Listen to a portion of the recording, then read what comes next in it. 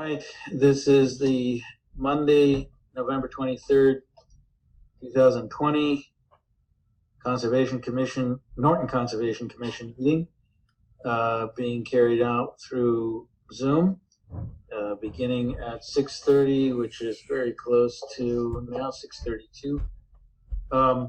And as always, we have to read the special notation because of the difficulties with COVID. So I will begin with that. Pursuant to the Governor Baker's March 12, 2020 order superseding certain provisions of the Open Meeting Law, General Law, Chapter 30A, Paragraph 18, and the Governor's March 15th, 2020 order imposing strict limitation on the number of people that may gather in one place. This meeting of the Norton Conservation Commission will be conducted by remote participation to the greatest extent. Specific information and general guidelines for remote participation by members of the public and / or parties with a right and or requirement to attend this meeting can be found at the end of the agenda. No in-person attendance of members of the public will be permitted, but every effort will be made to ensure that the public can adequately access the proceedings in real time via technological means. In the event that we are unable to do so, despite best efforts, we will post on the Norton Cable website an audio or video recording, transcript, or other comprehensive record of the proceedings as soon as possible after the meeting. So there are, because of the water bodies discussion and broader interest and with many people who normally participate in our meetings, I'm just going to have a comment on procedure. When we open a discussion, we will be hearing the presentation by the presenter. Then there will be questions with members of the commission. We will be opening up the discussion to participants. And there is a procedure on Zoom for raising your hand electronically and making it evident that you have. So if we were to go to that. Yes, you go to the bottom of the screen. Your toolbar should pop up when you move the mouse over it. There's a participants tab. You can click on that. And then it should be at the bottom. There's a blue hand and it may say raise hand. I'm the host, so I don't actually see that anymore. But that's what it should look like. And then you have to actually click on the participants button in order to bring up the window, the window that lists all of the participants. You don't have to find yourself, just press your raised hand, and I will be checking during the participation phase for people who are who want to ask a question, and I think Jennifer, you probably should check as well, just to double check on that. All right, so we now, I think we're ready to, first we're going to welcome a new member, namely Carrie Schneider. Hi, Carrie, and welcome, Carrie. Hi, glad to be here. So our first item is a discussion on the water bodies treatment annual update and future of the Barrelsville Pond. We have, I think, representatives. I think Mike Units is involved, and Matt Ledewig of ESS Group. So if you guys want to introduce yourself and take it away. Hi, I'm Matt Ladwig. I'm a certified lake manager with ESS Group. Mike, are you on the line as well? Yeah, he was muted, so he might be just listening in for the moment. Hi, I'm Mike Units, town manager. and I All right, so Matt, why don't you go ahead and present your findings. Sure. Let me know if you can see the presentation. I can see it just fine. Okay, good. Thank you. So as we do every year, it's come time again for the annual Lakes and Ponds report to the Conservation Commission here in Norton. And basically what we do here is just give everybody an overview of what was done this year with regard to the lakes and ponds in town, the results that we found, and sort of a brief preview of what our recommendations are for next year. Go ahead and move to the next slide. So this table here shows an overview of the management actions that were implemented this year. As you'll see, no management actions were implemented at Barrowsville Pond this year. That was the same as 2019. And then the actions that were implemented in other ponds pretty much fall into two categories. There's the chemical controls, which are, in this case, herbicides, which this year were applied at Winnicott, Norton, and Chartley. And then there's physical controls.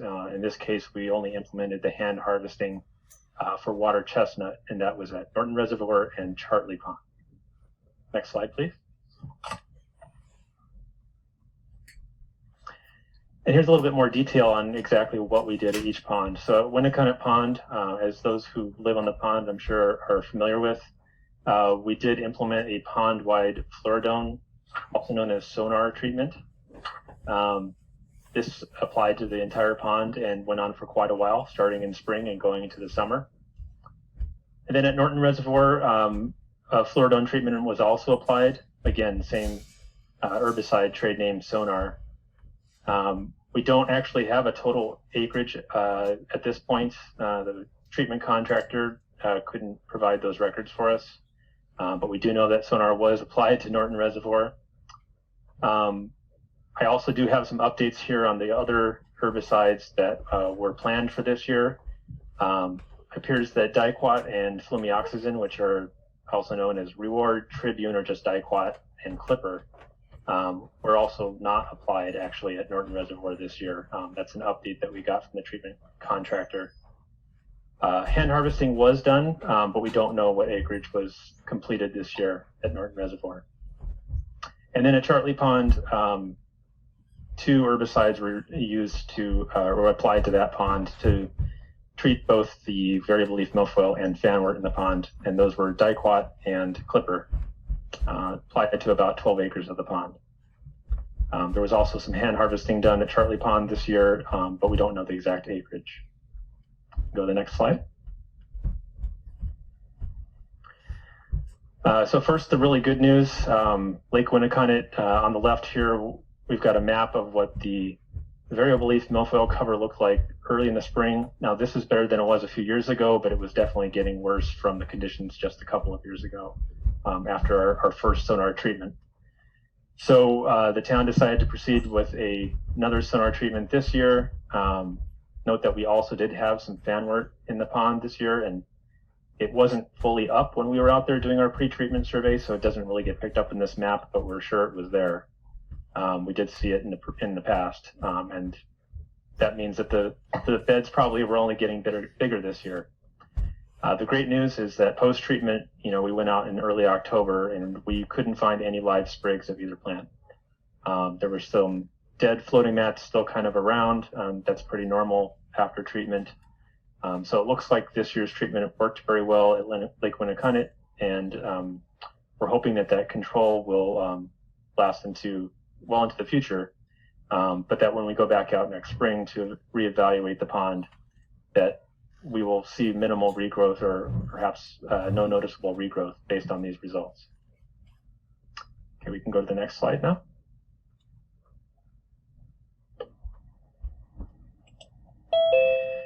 And here are the results for Norton Reservoir, and here I'm just showing you the post-treatment results. So you'll see, unfortunately, we have a lot of colors on the map, yellows, oranges, and reds. The reds are the really high-density beds. Those are the places where it's really difficult to even get through with a boat, just because the weeds are growing so densely and so tall in the water column. Orange is sort of a patchier distribution, so there might be some spots that are chock full of plants, but they're not contiguous beds.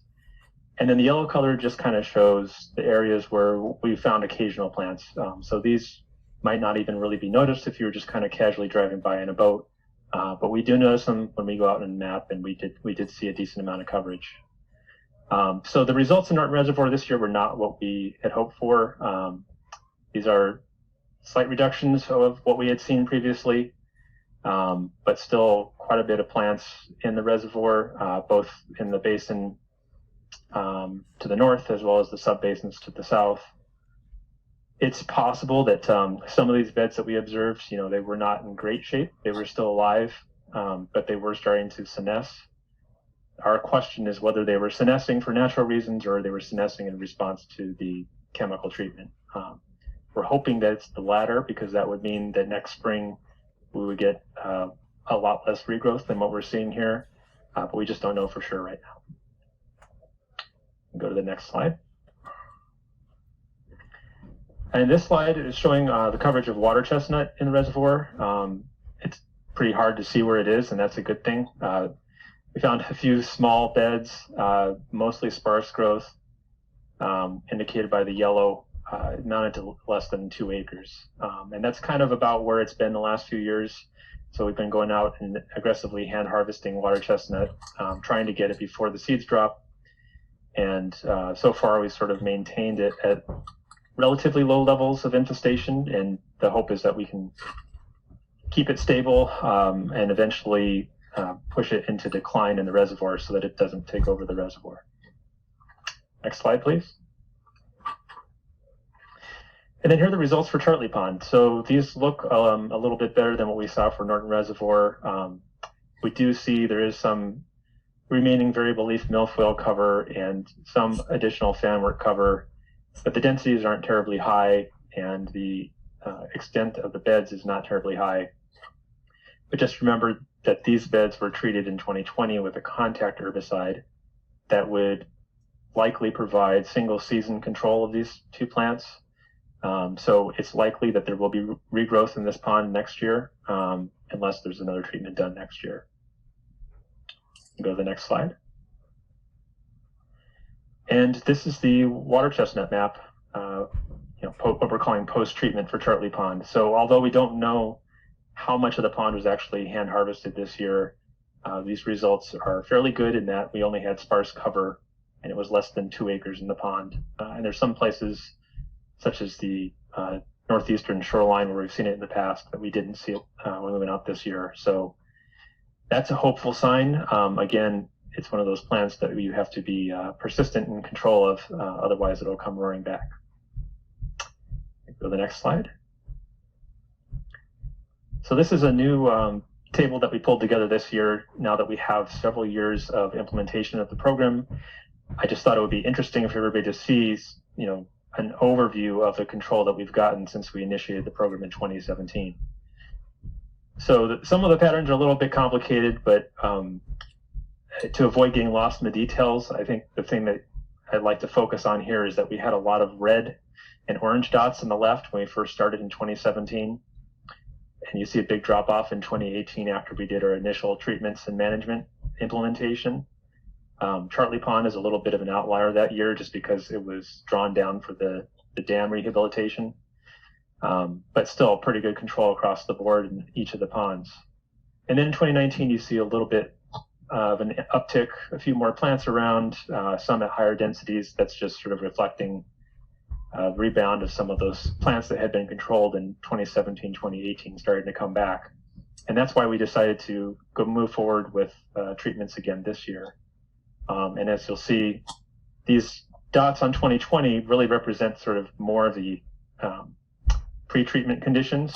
So some of the plants were starting to come back, and we'll update this table next year to sort of incorporate the full year's results. And you'll see those colors come back down again, especially for Winnicott Pond, because we really got excellent control there. And Matt, before we go on, is the Yep. little asterisk because of the dam drawdown? Yes. I'm sorry. I think that note got cut off. That was in the report, but it got cut off here in the presentation. Okay. We also offered, it's not shown here on the slide, some recommendations for management in the ponds next year. And I can kind of just present those broadly. If anybody has any questions, feel free to ask. But essentially, Winnicott, I think because of the apparent success of the treatment this year, we don't currently envision needing to do another sonar treatment next year. It's possible that if there's a little bit of regrowth, the town would have the option to potentially do some diver harvesting. If we see several acres of regrowth, that would be a little difficult to control with diver harvesting. Not that we couldn't do it, but we may just wait and not treat with anything if that's the case. Obviously, if we saw a large influx of plants again next year, which we're not expecting at this point based on results we've had in the past at this pond, we might want to consider doing something else. So before you move on from Winnicott Pond, you made some changes to the Natural Heritage and Endangered Species Programs permit. Do you have any comments about how that worked, how well, or if there were any problems with that change this year with the rare species? No problems. It was very smooth. Basically, we presented a plan of what the treatment plan was, and Natural Heritage was actually able to sign off on it relatively quickly. Everything was a little delayed because of COVID this year. So we didn't throw any surprises at them. We basically stuck with a program that has been proven to be effective and not harmful in Winnicott Pond, and I made it very easy for them to approve it. At Norton Reservoir, I think we're going to have to kind of wait and see what we want to do next year. We have a lot of management options there, but we won't really know what we're dealing with until we go back out next spring and see what the regrowth is like. I would say that water chestnut hand harvesting is definitely something that should be on the table. As I mentioned before, we really need to be proactive and persistent in managing that so that it doesn't become a problem that we have to manage with some other method. And then finally at Chartley Pond, same thing goes with the water chestnut. Hand harvesting is the option that we really prefer to see there. With regards to fanwort and variable leaf milfoil control, the town now does have the option. There was an amended order of conditions issued earlier this year to treat with sonar in that pond, which would provide a systemic control for fanwort and variable leaf milfoil in much the same way that it does in Winnicott Pond. So that's a new option that may be open to us in the coming year. I only have one other question, but I'm going to scroll up to one of your maps of the reservoir. Okay. Let's use this one. Can you see the pointer? Yes. Okay, so a few residents have asked about this little lagoon area, and if that's part of the treatment, and if it's not part of the treatment, can it be? So I don't know if that's something you want to discuss with Mike, or if you want to discuss here, but residents have brought that up to me. Yeah, I guess I don't really have an answer for that off the top of my head. Yeah, no, I didn't expect you to. I just wanted to bring it up because it was brought up to me. So I have a question, if I may. First, I want to say thank you, Matt, for your continued efforts in suppressing these various these 4 species. When you make a change to an ecosystem and you take out some large predator or something, or I guess these aren't really predators, but an alpha species, something often takes over. And I'm wondering, is there something that is, I guess it's a little different with the, well, I don't know how different it is, but is there something, my question is there something taking over from these invasive species, good or bad, animal or plant? Or do we just basically have just empty water and et cetera? Yeah, I think the answer to that is we don't do as comprehensive a mapping effort for a lot of the native plants as we do for the invasives. Yeah. But we do make notes as to what's there. I think generally what we're seeing, especially in places where we have achieved a lot of control, is that the natives are I don't want to say coming back because they didn't necessarily ever leave. They were present, but Yeah. maybe they're a little easier to notice now. And the ones that are coming back tend to be annual species like the pondweeds that Okay. can easily reseed in these areas. Yep. So Return of the Native, not just a great novel by Thomas Hardy, but also a very satisfactory pond situation. Yeah, I think it's important to note that, we're not doing this to try to create a swimming pool for the town. Sure. It's nice to have nice, clear swimming areas, but it's unrealistic to keep an ecosystem in that state. So we're trying to find the best balance that we can. Unfortunately, we're dealing with some very aggressive species, and there are sources that are outside of our control that come in from outside the system. Sure. So it's that kind of problem that, just requires a lot of persistence to deal with, to manage. Sure. Thank you. All right, so I guess we can have any other questions from members of the commission? And if not, we can bring up the participants list and look for hands up.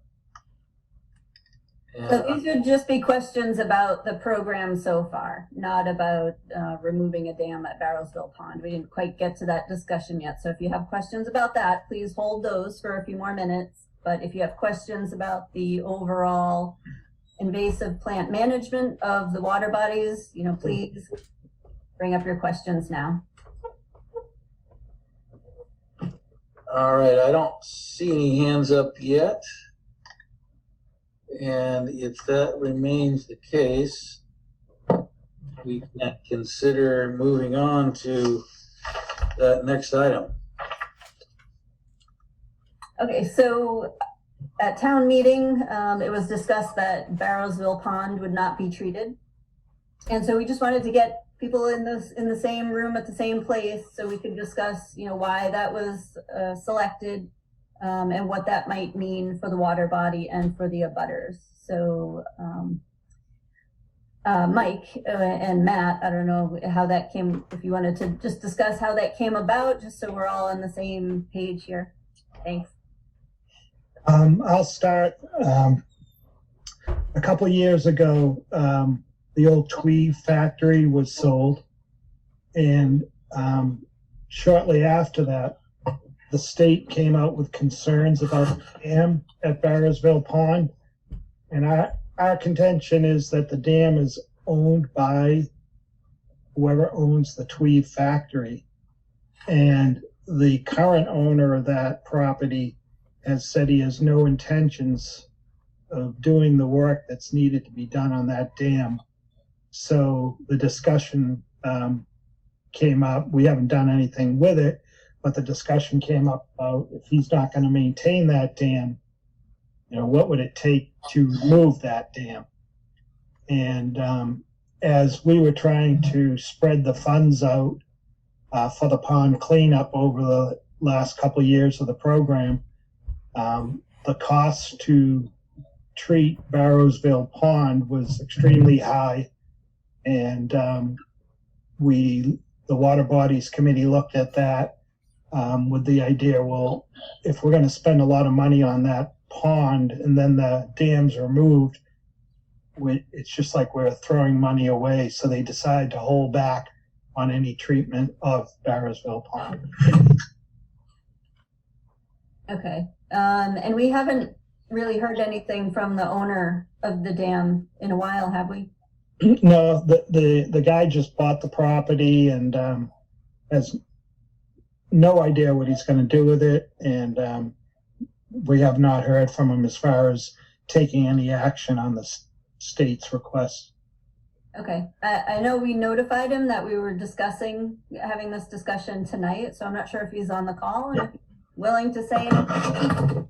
That'd be great if you are, but if you're not, please get in touch with me, tomorrow. If you're on the call, I'm not sure if you are or not. I guess the next thing is, where do we go with the discussion about removing the dam or not? Because that does have there are costs associated with keeping the dam and with removing it. And there's certainly environmental and ecological impacts either way. And then there's also the impacts to the residents. So, you know, I just kind of want to, I'm just wondering, what are the next steps? How do we make sure all the stakeholders are involved in the decision making, and, you know, where should we go from here? Well, I will just comment, this is a completely new issue for me. I didn't realize this was in the works. And I mean, the state doesn't necessarily have, should I say, the legislative jurisdiction to insist that a private party maintain a structure they don't want to maintain. And I'm assuming that the owner would be within their rights to proceed with removing the dam. Is that correct? Yeah, the Office of Dam Safety Regulations require you to maintain the dam if you have one, but if you want to remove it, then there are, you know, processes for actually going about doing that. Who would be responsible for the costs and expenses with removing the dam? The town or the owner of the property? See, that's a good question, and I'm not sure. I mean, if the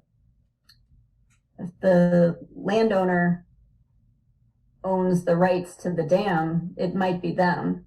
The only thing that we have to remember is that the Conservation Commission actually owns the pond itself and the land under it. And so then there would also be impacts to how much, you know, land we actually own.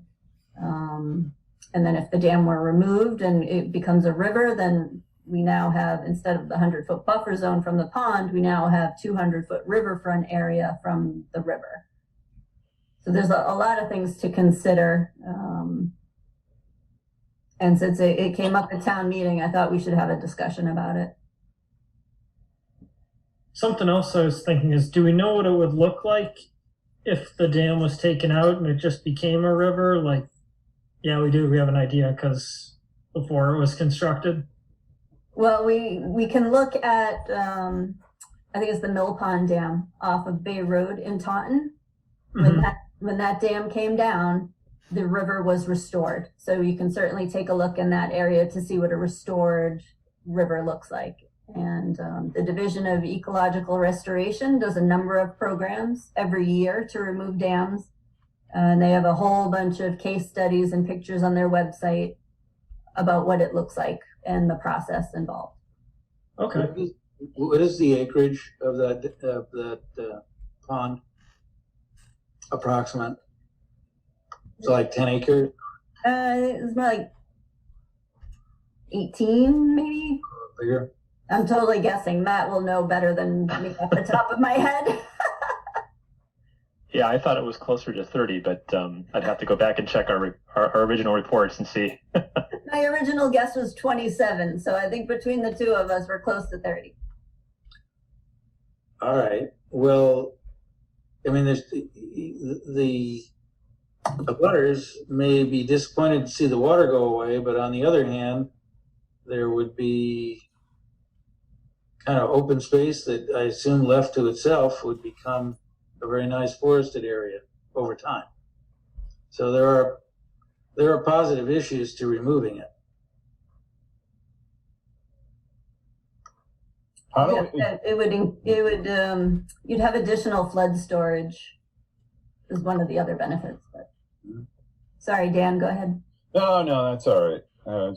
Well, I was just going to ask, how do we know that it would become a forest? I mean, it could just become a field, couldn't it? I mean, I would prefer a forest myself, but The surrounding area is wooded, like surrounding the pond. So if that just kept going. Yeah, I think there's enough rainfall that would support a forest that if left to itself, it will just tree in. Of course, there can be a forestry program, but I think it would revert to the usual type of forest that we have here. Any type of restoration would require plantings. And so usually Division of Ecological Restoration would come in and take a look at it and help figure out where the soils and the hydrology would be suitable for an emergent marsh, and then which sections would turn shrub, which sections would turn into a forest. I mean, it would take decades, but there would be planting involved, including trees and shrubs. It wouldn't just be left to grow back on its own. And invasive species management would also have to be a very big part of that for Phragmites and purple loosestrife and buckthorn. Any number of species would have to be part of that program as well. Okay, thanks. And as far as species diversity goes, I mean, we are used to thinking of forests in New England as being predominantly oaks and maples, but there are about 50 different species that are also throughout these forests, and a forest with a native diversity would be a reasonable goal as well. Well, it would be nice to put in some beech. We don't have very much, a lot of our beech was cut down, so it would be nice to have that in the area. That's my vote. Beach trees, not a swimming beach. Beech trees, not a swimming. Just clarifying. Just clarifying. Well, there are a lot of different choices, and but I think we're getting ahead of ourselves because You're right. I think there are a lot of procedural issues that have to be dealt with. I don't know if some abutters in that area may be kind of distressed that this change would occur, but I don't know if this is something that anybody, if the owner says the repair of the dam is far too burdensome, I don't know if there's anybody that can really stand in the way of that without taking on the responsibility of maintaining the dam. Jen, did the ODS give a deadline? Any timelines for responding? I'm sure they did. There would be, I believe there's a Office of Dam Safety that sent letters about the status of the dam and the requirement to register the dam and have that recorded, and to begin with the evaluation of the dam is typically how it starts. So a lot of this, goes with the owner. So, one of the first step is really to try to get a hold of the landowner again. In a way, some of it is really between the Office of Dam Safety and the person who owns the actual ability to maneuver the dam. Well, isn't there a question about, about ownership? And should we start to engage just town council to see if we have ownership and responsibility? We did that. We did that a year ago, at least, and it was requested 2 years ago. I think we got it last year. And town council's title search said that the town is responsible for the portion under the road. The rest of the property, even though we do own it, it is deeded rights to operate and maintain the dam to the owner of Tweed. Okay. Yeah. And when we presented that to the owner of the dam at the time, they said they were going to have their attorney look into it. They didn't believe that they had ownership responsibility for the dam itself. And then we just haven't heard back from them. So the ultimate enforcer on this, if you will, is ODS. Correct. Office of Dam Safety. Yeah. Okay. So if the owner elects to ignore it, then we don't have too many options. Correct. Okay. All right. Anything else from commission members? Because I think there might be some residents who have some questions, and we should just let them know. We're just having a discussion here. We're not able to make any decisions or come up with much of a plan tonight, but we just want to hear from residents what their thoughts are on, you know, whatever they may have been hearing over social media. We're not even on social media, so I don't know what's been being talked about. But if people have questions, you know, we'd like to hear from them. So, Jen, you might just repeat, if you would, the name of the town that had the replacement that has. oh, Taunton. Oh, okay. I've heard of it. Yes. Ben, if I could, can you let people know where that is? Not, It's on Bay Road. but the dam Yeah. on Bay Road. Yeah. The dam, not the town. Yeah, the dam is at the very end of Lake Sebacia on Bay Road. All right, so any other questions from commission members? If not, I've been looking at the participants list. I do not see hands up at this point. And You have one. there's a hand. All right, so Mr. Searles, it looks like, if you want to, yeah, it looks like you're unmuted. You want to ask your question? Yes, happy to. Thanks. Can you guys hear me okay? Yes. Perfect. Hi, everybody. My name is Jon Searles. I live at 18 Peter Street, at the end of Peter Street, and I am in a butter, and I actually have a sort of a direct line of sight back to the pond from my house. I can sort of see it all year long. Really appreciate you walking us through the issue and also understanding a little bit of the history and some of the implications. I really had no idea the ownership of the dam or any of these implications. One question that actually comes to mind is there any records of basically what to expect the river to be restored to that we know before it was dammed? I don't know when the dam was put into place. It might be ancient, but I'm curious what it will essentially restore itself to, if we have any sense for that or a way to identify that. We definitely. Well, I don't think we have any old records, but that is the Wading River. Okay. So you can certainly look along other sections of the Wading River to see what a more naturalized area next to the river would look like. Okay. Yeah, that's actually really helpful. Obviously this is just the beginning of this discussion. That's great. I guess I would just put forth my observations of the pond. I moved here about 10 years ago. Certainly a lot of wildlife does inhabit the pond. Pretty biodiverse area. And I'm sure, as many of you know, there's a fair amount of water traffic on the pond, despite the fact that the water chestnut takes over probably from, say, June to end of September. Good amount of water traffic on the pond from paddlers, a lot of fishermen, in and around the water chestnut bloom season. So, I would imagine that would maybe impractical or be impossible at that point.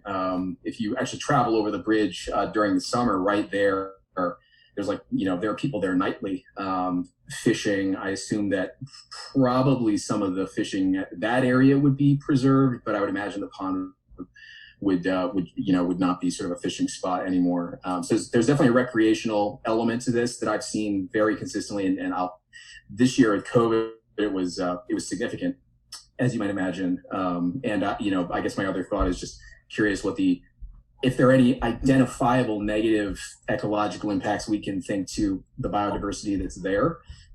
It sounds like it would restore to something else that would be natural, and maybe there's a way to help that through replantings. But I'm just curious if there's any immediate negative consequences to restoring it to a river that we might hypothesize or have seen in the past. And I think the other thing we have to consider is the amount of sediment that might have filled into the pond, and the fact that it won't have the same contours of what it was when the dam was put in place. So when the water level would be let down, there would be something of a meadow around, starting, I assume, at the dam, going back some distance.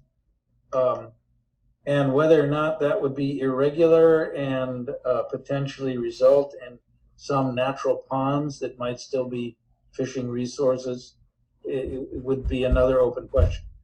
So it's not necessarily going to revert to just a simple river the way it was.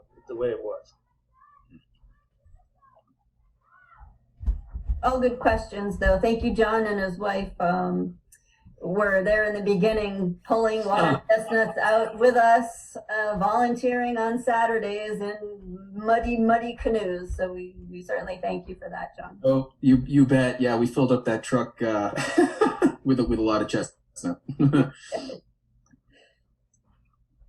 All right. Thanks. I don't see any further hands up, and this is obviously going to be an ongoing discussion since we lack really any definitive information about what the future of this is, but it's a new issue for me, and it's something we'll need to gather more information about. So we won't really have a record of who was on the call, so I can try to keep a list, of people who are interested in that. So, if you're interested in being kept informed, it would probably be best to shoot me an email at work at conservation@nortonmaus.com, and I'll write it into the chat just so people know. But just send me a quick email that says, please keep me informed, and I'll try to keep a list. So if something else comes up, I can shoot you an email really quickly. All right, so if there are no further questions or discussion, we can consider moving on to our next item on the agenda.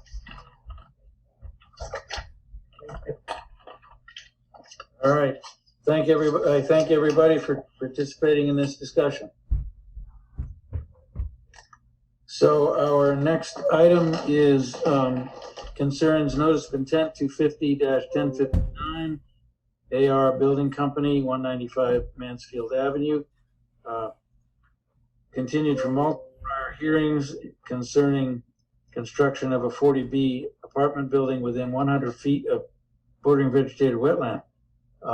Do we have continuing discussion of this, or is there a request for a continuance? They are going through Jon Searles' peer review, and they have requested a continuance to December 14th. All right, I can consider a motion. Mr. Chairman, I'll make a motion to continue file 250-1059 to the September 14th, the December 14th meeting. All right, motion made by Dan Pearson and seconded by? I'll second. Dean. So we have to do a voice vote. Dan Doyle? You're muted, but we see you saying aye. I also seconded, by the way. Oh, you did? You need to learn that American Sign Language. And Ron? Aye. Dean? Dean, is that an aye? Aye, I'm sorry. Okay, there we go. Lisa? Aye. And Dan Pearson? Aye. And I'll throw it in. Well, Carrie, you want to be daring? Vote on that? I missed you for a moment there. All right. So I think I got everybody. And our next item is notice of intent 250-1065, Leonard Street Phase 2, 0 Leonard Street, continued from multiple prior meetings. And I see it looks like Mark is on as a representative. Is that correct? Yes, it is. Good evening, Mark Tibb with Condyne Engineering Group. We are also responding to Jon Searles' review letter.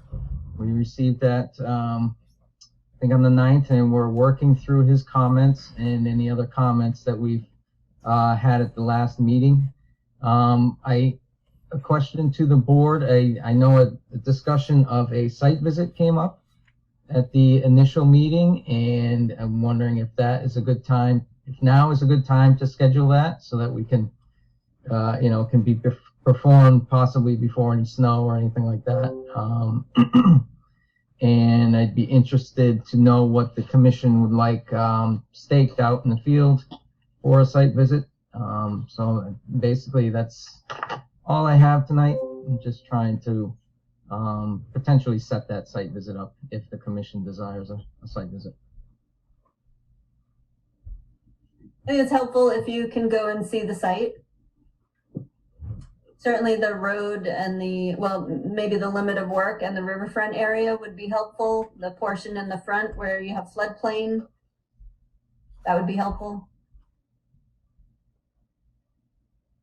Do we have a map we can, a plan we can put up briefly to delineate the area under discussion?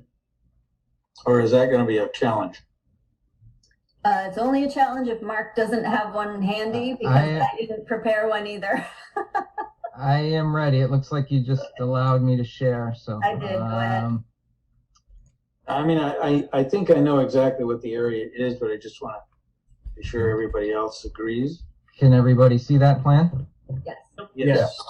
Okay, so when she talked about the floodplain, this small orange, or the orange line delineates the floodplain, so we can stake that orange line that traverses across, and then it's off to the edge outside the limit of work everywhere else on site. The red signifies the limit of work, so I think that's the extent of any disturbance, any work we're doing, so I think that's an appropriate thing to stake out. That's fine. As well as the roadway itself. We can do drainage basins, however, it's encompassed in the limit of work, but we can definitely stake the main drainage basins if that seems appropriate. The riverfront area we can stake as well. So the river is on this side of the property and comes across under Leonard and kind of comes along and down. So there's a purple, again, if I can zoom in if you want, but there's a purple riverfront area and you'll see it eventually heads off the site. So there's some work along this edge as well as the overlapping roadway work in the riverfront area. So we can stake that riverfront as well. And if we, stake those things out, you'll be able to see the comparison where the roadway is going through the woods, where it compares to the existing cart path, and ultimately where it ends up out in the field at the back of the lot. If there's anything else you think you would want us to stake out, we can definitely do that. The road is in place now? The cart path, this more minor road right here, this gray area, what we're permitting is the road. So there is no, other than an existing wooded cart path, there's nothing there now. Okay. I think that's fine for staking, Mark. Okay. And I know we tried a few times to come up with a Zoom time for the engineers to get together to go over the letter before, so we'd be prepared for the next meeting. So if you want to send an email around and try to do that, Okay. that's probably a good idea. Okay. And then we still have some questions from an abutter, Steve Novick. So if you have an answer for that, I believe he's waiting for those. Okay. And we jumped right in, so we didn't really give Lisa a chance to recuse herself from this hearing. So just note for the record that she's recused herself. So, so you do the site visits during COVID, I guess, but yeah, go ahead and have discussion on that. It'd be nice to get a rough date or, whatever your process is for that. Yep. So just a note on site visits, it is not for decision making. It is to go and, view the site, collect data, collect observations, The discussion should be kept to a minimum because it's not a decision-making meeting. And it is typically not open to abutters. It is just for the commission to do their work under Wetland Protection Act. And that if abutters are requesting it, it is up to the owner to approve that. All right, looking at the calendar, I think realistically, doing it in November is not going to work. But our next meeting is on the 14th, so we have the first and the second week of December to consider. Does that sound reasonable to people? I assume we would be bringing up any points that needed discussion at the meeting on the 14th. Were we thinking doing a weekday or a weekend day? Could be either for me. Okay, I'd be available on weekends, but weekend morning or midday. Okay. Yeah, I think I would prefer a weekend as well, just because we should go during daylight hours and Yeah. I'm a little more flexible then. Mark, Weekends can you are- stop screen sharing? That would be helpful. Thank you. All right, so we have Saturday the 5th and Saturday the 12th. Does that appeal to people? Fine with me. I have no life. Either works for me. I'm okay. All right, somebody has to be daring and make a motion. Since Lisa is not going to be on the sidewalk, maybe she should make the motion. She's recused. She doesn't have any discussion on the project at all. Can I ask, is her husband available to stake it out? Probably not appropriate during this meeting. All right. Do we need a motion to set the site visit? I don't believe you need that at all. No. Just remind me of the date again one more time. So I Well, can, we have the 5th or the 12th, whatever works best for Do you. it on the 5th. There's less of a chance of getting snow. Well, that's true. A good point. All right, the 5th, and what time of the day? What's that? What time on Saturday? 9 or 10? 10? 10 sounds. Okay. So we're gonna get a reminder email of that? Yeah. Okay, good. All right, so that was the only issue then to be dealt with for this particular item, 250-1065. Mark? Yes, I think it's appropriate to respond to the comments, and we'll continue discussion next time. All right, so we're all set to move on to the next item? You need just to make a motion to continue the hearing. Right, okay. I'll make the motion. We continue file number 250-1065 to the December 14th meeting. Second. Motion made by Dan Doyle, seconded by Dan Pearson. So roll call, Dan Doyle, Aye. Ron, Aye. Dean, Aye. Gary. Aye. Lisa will skip.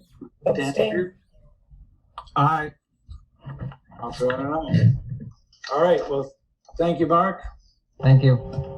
Thanks. Next item is notice of intent, file number 250-1057 for the Recedo Brook, 253 Mansfield Avenue.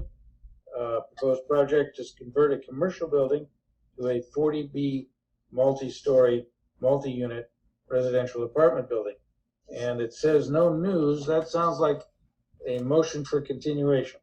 They have requested a continuance to January 25th. Mr. Chairman, I'll make a motion to continue file 250-1057 to the January 25th meeting of the Conservation Commission. Motion made by Dan Pearson and seconded by Second. Ron. So roll call vote. Ron, Aye. Dean, Aye. Dan Doyle, Aye. Carrie, Aye. and Lisa, Aye. Dan Pearson, Aye. and I'll throw in an aye as well. The next item is notice of intent file number 250-1040. Michael Trowbridge of Hutchins Trowbridge Associates. This has been continued multiple times. And once again, where do we stand? So the executive order and the legislative action that gave all commissions the ability to postpone hearings until the 45 days after the end of the state of emergency was changed less than a month ago. And it said you had to, if it was something that you had already opened the public hearing, you have until December 1 to act on it. And so we needed to open the hearing tonight so that we could have a continuance request to a date certain. And because it's been so long, the applicant will re-advertise in the newspaper and re-notify abutters. So the purpose of tonight is just to continue the public hearing to a date certain, and they have requested January 25th. All right, I will consider such a motion. Mr. Chairman, I'll make such a motion to continue 250-1040 to the 25th of January. Motion by Dan Pearson, seconded by Second. Ron. Roll call vote. Ron, Aye. Dean, Aye. Dan Doyle, Aye. Gary, Aye. Lisa, Aye. Dan Pearson. Aye. I'll put in an aye. All right. And so we have unless we have some other item, we're up to the amendment. Is that to ratify or approve, I guess, the amended Right. order? You need to review the amended order and then approve it or make your decision. So I noticed right away, it still says Albert Faxon as the applicant. We need to change that to Tom Bocconi in the header. Okay. Oh, in our paperwork. Yep. Unfortunately, it's buried here. Okay, here we are. All right. So, any comments or questions on this amended order of conditions for file number 250-1032? Jennifer, is the CR referenced in this? Is the what referenced? The restriction? Yes. Okay. What number is that?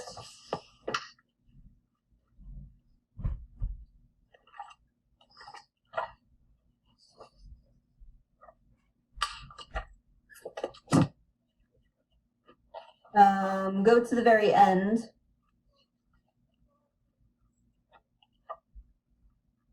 So an amendment request of October 19th.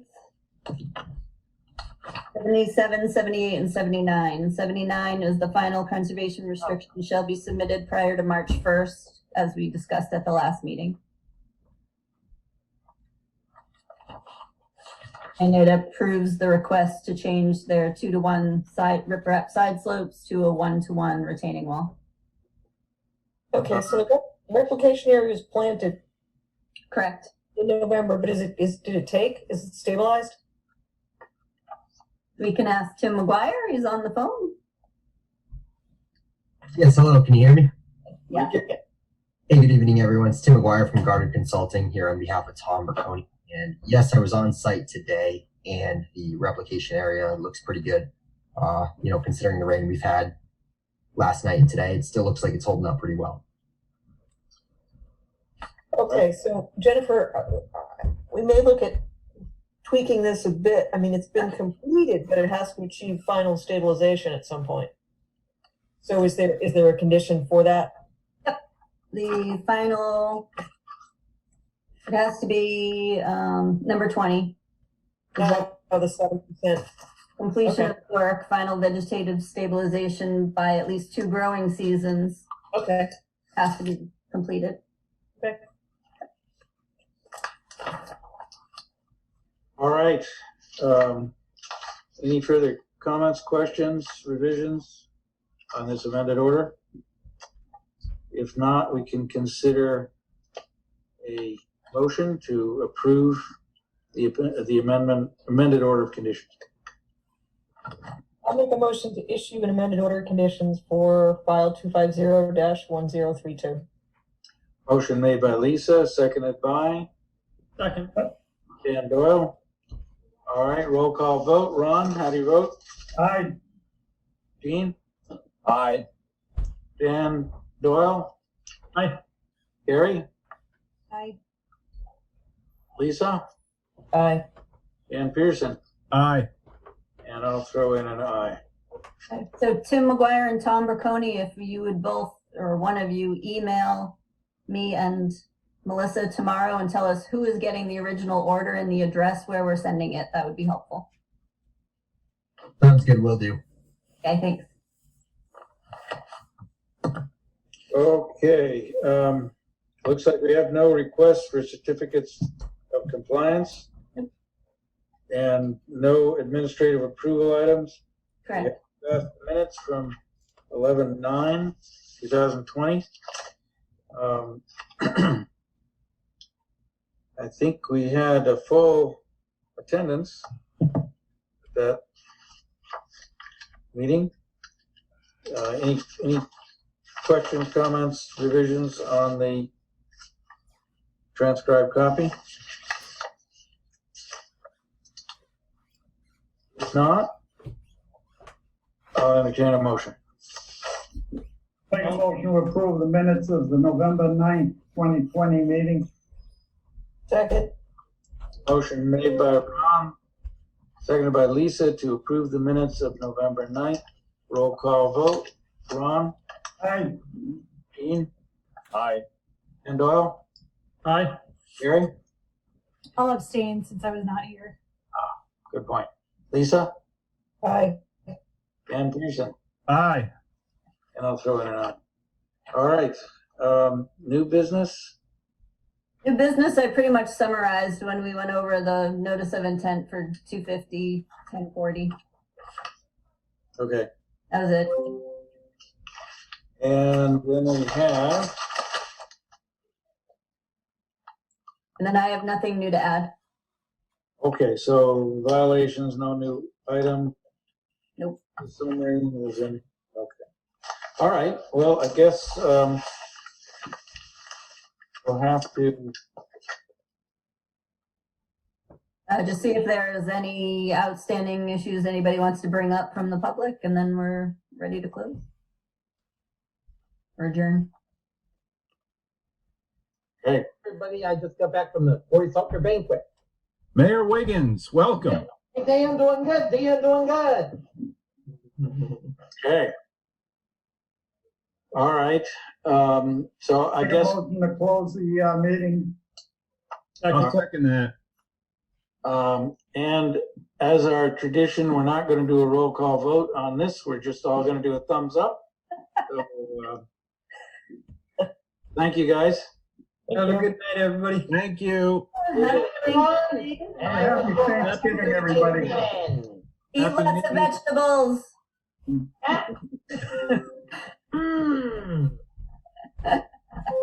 All right. I'll leave. Right, thank you.